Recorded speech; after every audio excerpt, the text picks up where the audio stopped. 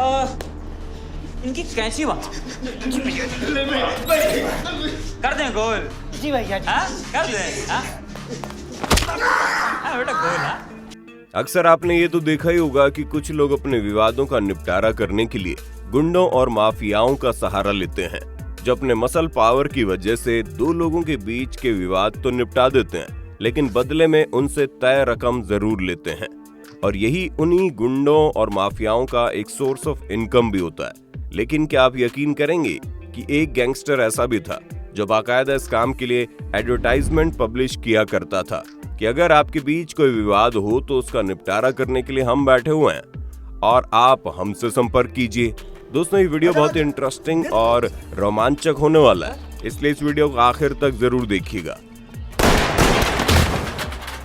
हम बात कर रहे हैं महाकाल की नगरी उज्जैन के गैंगस्टर दुर्लभ कश्यप के बारे में। बहुत छोटी सी उम्र में ही मध्य प्रदेश के उज्जैन में रहने वाले दुर्लभ कश्यप ने सोशल मीडिया से लेकर मेन स्ट्रीम मीडिया में अपने नाम के चर्चे आम कर दिए। उज्जैन, इंदौर जैसे शहरों में अपने अपराध की झड़ी लगा दी थी। दुर्लभ कश्यप का जन्म 8 नवंबर साल 2000 में हुआ था।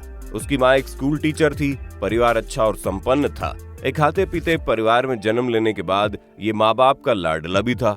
बड़े प्यार से माँ बाप ने इसका नाम दुर्लभ रखा। दुर्लभ जिसे पाना आसान न रहा हो, यानी इस बच्चे को लेकर माँ बाप के अरमान बहुत ही ऊंचे दर्जे के रहे होंगे। उन्होंने सोचा होगा ये बड़ा होकर कुछ बड़ा काम करेगा, जिंदगी में निश्चित ही कोई दुर्लभ मुकाम हासिल करेगा। लेकिन कहते हैं ना कि पूत के पांव पालने में दिखने लगते हैं। दुर्लभ के भी रंग ढंग उसके स्कूल जीवन से दिखने लगे। वो स्कूल में अपने दोस्तों के बीच खासा पसंद किया जाने लगा और इसका कारण ये है कि वो अक्सर अपने दोस्तों के बीच झगड़ा निपटाया करता था। धीरे धीरे वो अपने से बड़े उम्र के लड़कों के बीच भी झगड़े निपटाने लगा। स्कूल में सीनियर और जूनियर का फर्क तब खत्म हो गया जब दुर्लभ कश्यप का रुतबा स्कूल में सभी बच्चों से बड़ा हो गया। दुर्लभ कश्यप का भविष्य जिस ओर जाने वाला था, ऐसे लगता है उसका बीज उसके मन में स्कूल लाइफ में पड़ चुका था। आगे चलकर साल 2017 में उसने अपने स्कूल में पढ़ने वाले लड़कों के साथ मिलकर एक स्पेशल गैंग बनाया। उसने अपने गैंग की एक अलग पहचान भी रखी। जी हाँ, ये शायद दुनिया का पहला ऐसा गैंगस्टर था जिसने अपने गैंग के सभी सदस्यों के लिए बाकायदा ड्रेस कोड भी रखा था। और उसका ड्रेस कोड था माथे पर लाल तिलक, आंखों में सुरमा और कंधे पर स्कार्फ या गमछा और सिर पर लंबे बाल जरूरी होते थे। इसके अलावा दुर्लभ के गैंग में शामिल होने वाले सभी लोगों को दुर्लभ एक शपथ दिलाया करता था। तो वो ये थी कि किसी भी क्राइम को अंजाम देते समय कोई भी मेंबर नशे में नहीं होना चाहिए। हालांकि दुर्लभ की गैंग के लोग भी नशा किया करते थे, लेकिन जब ये किसी क्राइम को अंजाम देने के लिए निकलते थे तो पूरे होशो हवास में रहते थे। हालांकि बाद में खाली समय में ये लोग नशा ही करते थे। ये सोशल मीडिया पर अपने ग्रुप की फोटो भी अपलोड करने लगा। इसने जो गैंग बनाया था उसका काम था अवैध वसूली, लूट, कार के शीशे तोड़कर उसमें से सामान निकाल लेना। धीरे धीरे दुर्लभ के गैंग में सदस्यों की संख्या बढ़ती चली गई और इसके साथ ही बढ़ते चले गए दुर्लभ के आपराधिक कारनामे। लेकिन दुर्लभ का दुस्साहस देखिए। साल 2018 में इसने फेसबुक वॉल पर बाकायदा एक मैसेज डाला। इस मैसेज पर लिखा था कि हमारी उम्र भले ही छोटी है, लेकिन हमारे काम हमारी उम्र से बड़े हो गए हैं। आपको कोई परेशान करता हो, आपका किसी से कोई विवाद हो, आप हमारे पास आइए, हम आपकी पूरी मदद करेंगे। ये एक ऐसा काम था जिसे करने के बाद दुर्लभ के चर्चे वाकई में उसकी उम्र से बड़े हो गए थे। वो जाने या अनजाने में बाकायदा अपराध के लिए विज्ञापन निकलवा रहा था। वो अपने क्रिमिनल रिकॉर्ड को इस तरह से पेश कर रहा था जैसे कोई पढ़ा लिखा नौजवान अपनी डिग्रियां दिखाता है। वो फेसबुक और सोशल मीडिया पर लगातार अपनी फोटो अपलोड करता था। धीरे धीरे 13-14 साल के लड़कों के बीच भी उसका क्रेज इतना बढ़ गया कि वो अपने आप को दुर्लभ कश्यप की तरह देखने लगा। वो उससे आकर्षित होकर दूसरे कई शहरों से उसके गैंग में शामिल होने के लिए लोग आने लगे। धीरे धीरे दुर्लभ कश्यप के गैंग के सदस्यों की संख्या बढ़ने लगी और ये लगभग 40 से 45 के करीब पहुंच गई। कम उम्र के नौजवान दुर्लभ को सोशल मीडिया पर फॉलो करने लगे। फाइनली दुर्लभ जिसको भी अपने गैंग में शामिल करता तो सबसे पहले उसे ग्रुप के ड्रेस कोड के हिसाब से तैयार करना होता। इसके बाद सभी की फोटो खींची जाती और उसे सोशल मीडिया पर अपलोड भी किया जाता। दुर्लभ कश्यप ने न केवल अपने क्रिमिनल माइंड को नए तरीके से इस्तेमाल किया, बल्कि इसके डिजिटल और सोशल मीडिया का भी सहारा लिया। उसने अपना एडवर्टाइजमेंट फेसबुक के अलावा इंस्टाग्राम पर भी डाला था। साथ ही अपने ग्रुप के सभी सदस्यों के बीच एक व्हाट्सएप ग्रुप भी बनाया था।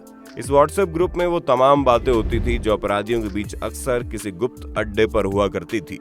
किसने क्या काम किया, आगे कौन सा काम करना है और किसको क्या करना है, इस तरह के तमाम प्लान व्हाट्सएप के ग्रुप चैट में बनाए जाते थे। जब फेसबुक पर इस तरह का मैसेज नजर आने लगा तो इस मैसेज की भनक पुलिस के कानों तक भी पहुंची। सोशल मीडिया का ये मैसेज दुर्लभ के खिलाफ एक पुख्ता एविडेंस था। इसके अलावा दुर्लभ कश्यप की और भी कई शिकायतें पुलिस के पास थी, जिसके चलते 2018 में दुर्लभ कश्यप को गिरफ्तार कर लिया गया।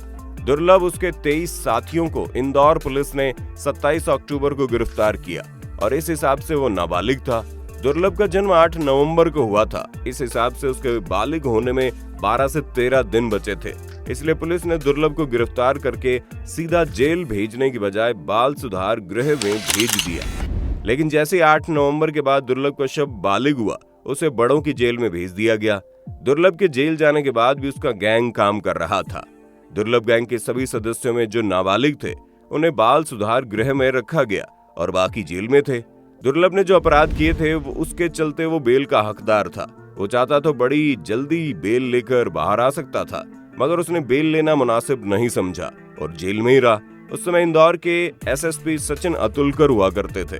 दरअसल सचिन अतुलकर ने ही दुर्लभ और उसके साथियों को पकड़ा था। उसके बाद जेल भेजने की कार्रवाई हुई थी। एक बार सचिन अतुलकर जेल के दौरे पर गए और वहां उन्होंने दुर्लभ कश्यप को देखा। उसे देखकर वो बातें करने लगे। सचिन अतुलकर इस बात को अच्छी तरह से जानते थे कि दुर्लभ चाहे तो बेल पर बाहर आ सकता है। उन्हीं बातों में उन्होंने कहा कि तुम जब तक जेल में हो तभी तक सुरक्षित हो, क्योंकि बहुत छोटी सी उम्र में बाहर तुमने इतने दुश्मन बना लिए हैं कि कोई भी तुम्हें मार देगा। इसलिए दुर्लभ ने जेल में रहना सही समझा। लेकिन मार्च 2020 से देश में कोविड-19 के पैंडेमिक का टाइम पीरियड चालू हो गया। हमारे देश में जेलों की हालत ऐसी है कि वहाँ कैदी क्षमता से ज्यादा रखे जा रहे हैं। जिन कैदियों के अपराध कम है, जो आसानी से जमानत पर छूट सकते हैं, लिहाजा उन कैदियों को छोड़ दिया गया। इस हिदायत के साथ ही पैंडेमिक में गुजरने के बाद वो वापस जेल में आ जाएंगे। इसी कारण साल 2020 में दुर्लभ कश्यप को भी छोड़ दिया गया। जेल से छूटने के बाद दुर्लभ कुछ समय तक इंदौर में रहा और उसके बाद अपनी मां के पास उज्जैन आ गया। कुछ दिन इंदौर में रहने के बाद वो अपने पुराने तौर तरीके पर आ गया। उसी तरीके से बिंदास रहना, लड़ाई झगड़ा, गाली गलौज करने के लिए तैयार रहना। दुर्लभ अपने दोस्तों के साथ रात में नशा करने के लिए भी निकला करता था। इसके बाद 6 सितंबर साल 2020 में एक दिन शाम को उसकी मां ने दाल बाटी बनाई थी, जिसे खाने के बाद दुर्लभ ने मां से कहा वो बाहर घूमने जा रहा है। उज्जैन में जिस जगह दुर्लभ रहा करता था उसके घर के नजदीक एक चाय की दुकान थी। वो अपने 4 दोस्तों के साथ चाय पीने के लिए उसी दुकान में गया। वो समय रात के 1:30 बजे का था। उसी समय वहां पर दुर्लभ का एक पुराना दुश्मन आ गया। उसका नाम शाहनवाज था और उसके साथ 10-12 साथी और भी थे। कश्यप की आपस में बनती नहीं थी। कई बार ये दोनों एक दूसरे के आमने सामने भी आ गए थे। आज फिर दोनों गैंग आमने सामने थे। जब झगड़ा शुरू हुआ तो शाहनवाज गैंग के लोगों ने चाकू निकाल लिया और दुर्लभ ने भी पिस्टल निकालकर सामने फायर कर दिया। दुर्लभ की पिस्टल से निकली गोली शाहनवाज के कंधे पर लगी। ये देखकर उसकी टीम के सदस्य बौखला गए और उन्होंने दुर्लभ पर वार करना शुरू कर दिया, जबकि दुर्लभ के चारों साथी मौका देखकर वहां से भाग गए। दुर्लभ कश्यप के ऊपर सबने मिलकर लगभग 34 घाव किए। इस प्रकार दुर्लभ की मौत हो गई। बताया जाता है जिस चाय वाले के यहाँ दुर्लभ चाय पीने गया वो भी मारने वालों को उकसा रहा था कि इसे मार दो वरना बाद में बवाल हो जाएगा। दुर्लभ कश्यप की जिंदगी की बस इतनी सी कहानी थी। उसके बाद पुलिस केस होता है। पुलिस दोनों तरफ के गैंग के लोगों को उठाती है। शाहनवाज और उसके साथियों को भी पुलिस जेल में बंद कर देती है। दुर्लभ कश्यप की मौत के कुछ समय बाद उनकी माताजी की भी मौत हो गई। उनके पिता का बड़ा ही भावुक करने वाला एक वीडियो सामने आया, जिसमें वो लोगों से कहते हैं कि इस अपराध की दुनिया से दूर रहना ही बेहतर है, इसका अंजाम अच्छा नहीं होता। दुर्लभ को मारने वाले एक इंसान ने भी जेल की दीवार से कूदकर आत्महत्या कर ली थी। दोस्तों, उम्मीद करते हैं ये वीडियो आपको अच्छा लगा होगा। इस पर आपकी राय हमें देना जरूर कमेंट बॉक्स में। फिर मिलेंगे नए वीडियो में। तब तक के लिए जय हिंद, जय भारत, वंदे मातरम।